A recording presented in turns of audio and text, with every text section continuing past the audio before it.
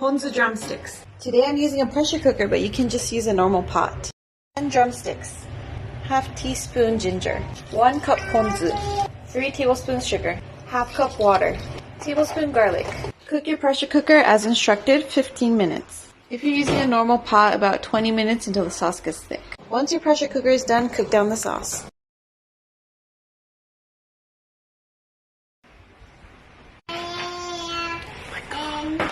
It's easy, it's delicious, it's soft. That is the softest chicken I've ever eaten.